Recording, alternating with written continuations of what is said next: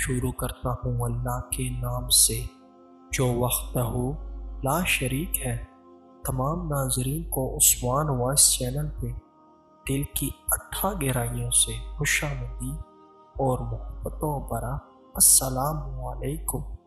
اللہ پاک سے دعا ہے اللہ پاک آپ کے دل کی ہر جائز اور ضروری حاجات کو پورا فرمائے، آمین۔ ایران کا بادشاہ بہت دنوں سے پریشان تھا، یوں تو ہر طرف خوشحالی کا دور تھا، مگر بادشاہ کی پریشانی کی وجہ اس کی اکلوتی بیٹی شہزادی ثنا تھی۔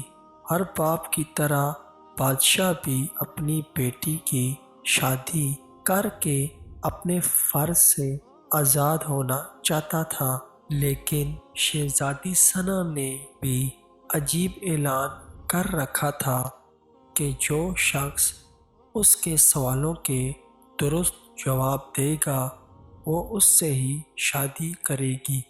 آس پاس کی ریاستوں کے کئی شہزادے آئے مگر ناکام لوٹ گئے۔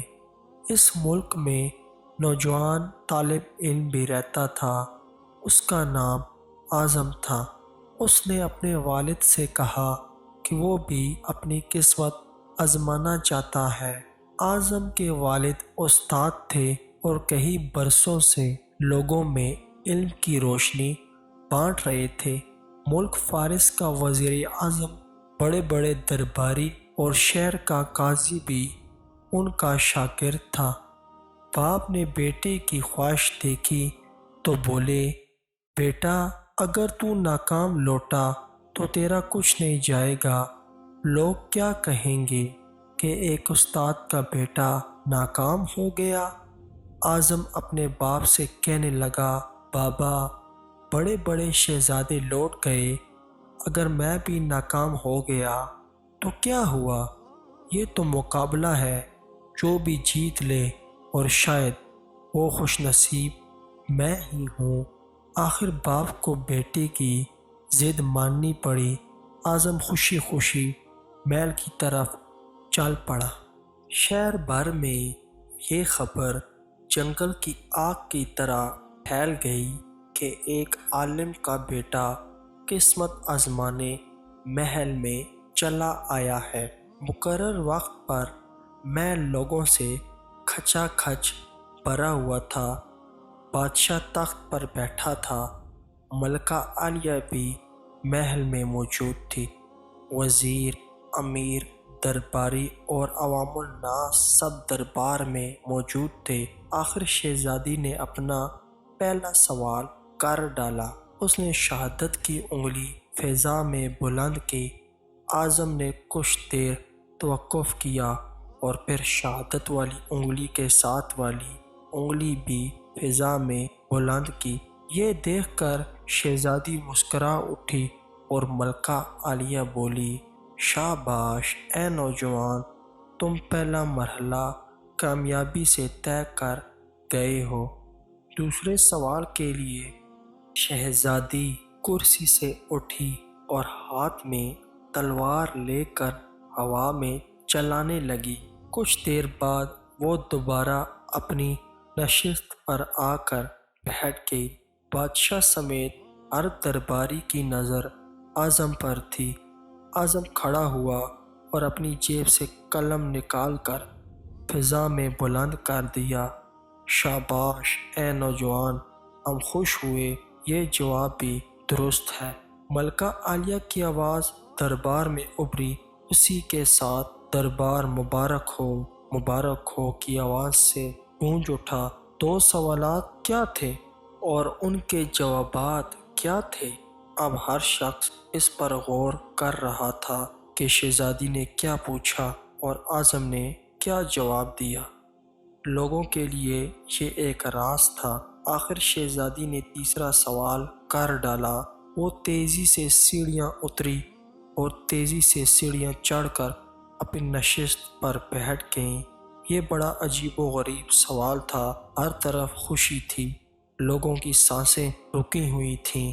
اب تو اعظم کے ہاتھ پاؤں ٹھنڈے ہوئے جا رہے تھے، آخر اعظم کھڑا ہوا اور اپنے دل پر ہاتھ رکھ کر شہزادی کی طرف دیکھنے لگا۔ مرحبا مرحبا اے نوجوان، مبارک ہو، شہزادی نے تمہیں پسند کر لیا ہے۔ ملکہ عالیہ کی آواز کے ساتھ ہی شہزادی ثنا شرما کر محل کے اندرونی حصے میں چلی گئی اور محل مبارکباد کی آواز سے گونج اٹھا۔ لوگ خوشی سے جھوم رہے تھے۔ وہ دل ہی دل میں اللہ کا شکر ادا کر رہا تھا جس نے اسے یہ اعزاز بخشا تھا۔ بادشاہ نے اعظم سے پوچھا، اے نوجوان، ملکہ عالیہ کو تم نے مطمئن کر دیا، اب یہ بتاؤ کہ تم سے کیا پوچھا گیا تھا اور تم نے کیا جواب دیا؟ اگر تم نے ایک بھی غلط جواب دیا تو تمہاری گردن مار دی جائے گی۔ اعظم پر اعتماد انداز میں کھڑا ہوا اور بولا، بادشاہ سلامت۔ شہزادی نے ایک انگلی کھڑی کر کے پوچھا تھا کہ تم کیا اللہ کو ایک مانتے ہو؟ میں نے 2 انگلیاں کھڑی کر کے جواب دیا کہ اللہ اور اس کے رسول صلی اللہ علیہ وآلہ وسلم پر میرا ایمان اٹل ہے۔ بہت خوب، ہم خوش ہوئے، بادشاہ نے مسکرا کر کہا۔ دوسرا سوال، اعظم بولا۔ اس کے بعد شہزادی نے تلوار چلا کر پوچھا تھا کہ اس سے بڑا کوئی ہتھیار ہے؟ میں نے جواب دیا، ہاں، قلم کا وار تلوار کے وار سے زیادہ کارگر ہوتا ہے۔ بادشاہ بولا، ماشاء اللہ نوجوان، تم نے ہمارا دل جیت لیا۔ تم نے ثابت کر دیا کہ دولت علم کے سامنے کوئی حیثیت نہیں رکھتا۔ لیکن تیسرا جواب، بادشاہ نے حوصلہ افزائی کرتے ہوئے پوچھا۔ اعظم نے آسمان کی طرف دیکھا اور کہنے لگا، بادشاہ، شہزادی دربار کی سیڑھیاں اتری اور چڑھی، کرسی پر تھک کر بیٹھ گئیں۔ انہوں نے پوچھا تھا کہ میں تھک چکی ہوں لیکن میرے جسم کی ایک چیز نہیں تھکی۔ میں نے جواب دیا، دل۔ یہ پیدائش سے لے کر موت تک بغیر تھکے دھڑکتا رہتا ہے۔ بادشاہ نے اعظم کو پاس بلا کر گلے سے لگا لیا اور کہا، اے لوگو، گواہ رہنا، میں نے حقدار کا حق ادا کر دیا ہے۔ میری بیٹی ایسے شخص کی بیوی بن رہی ہے جس کے پاس علم کی دولت ہے جسے کوئی نہیں چرا سکتا اور نہ کم کر سکتا ہے۔ بادشاہ نے اسی وقت خوشی خوشی اعظم اور شہزادی ثنا کی شادی طے کر دی۔ دوستو، اگر آپ کو ہمارا یہ کنٹینٹ پسند آ رہا ہے تو پلیز ہمارے اس ویڈیو کو لائک کریں، شیئر کریں اور ساتھ ساتھ ہمارے چینل کو لازمی سے سبسکرائب کریں۔ بہت شکریہ۔ السلام علیکم۔